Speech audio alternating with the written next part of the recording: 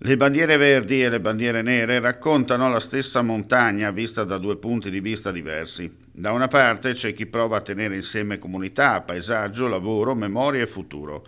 Dall'altra c'è l'idea, assai più antica e purtroppo ancora dominante, che la montagna sia soprattutto uno spazio da usare, da attraversare in fretta, da mettere a reddito, da riempire di impianti, strade, eventi e deroghe. È un esempio forse clamoroso del fatto che la gente non si rende conto che ci sono dei limiti.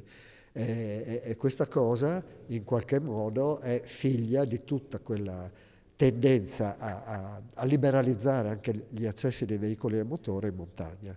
Per quanto riguarda le bandiere verdi in Friuli Venezia Giulia, sono state assegnate a Stefano Floreanini, Giuseppe Tringali e Mario Velušek, autori e produttori del docufilm L'unico superstite, al comune di Vito d'Asio per aver dato vita ad Arzin Oltre, in memoria di Maurizio Fermeglia, già delegato regionale del WWF del Friuli Venezia Giulia, al Consorzio Vicinale di Bagni di Lusnizza, Malborghetto Valbruna, per aver saputo valorizzare costantemente la preziosa risorsa dell'acqua solforosa e l'annesso chiosco, e al collettivo Robida Topolò Grimacco, per aver saputo trasformare il villaggio di Topolò in un laboratorio permanente di rigenerazione montana. Le bandiere nere sono state assegnate alla comunità di montagna della Carnia per aver autorizzato una manifestazione di quad su percorsi di montagna in deroga ai divieti esistenti, creando un pericoloso precedente, e al gestore del rifugio Zacchi e alle autorità regionali che dovevano vigilare per l'organizzazione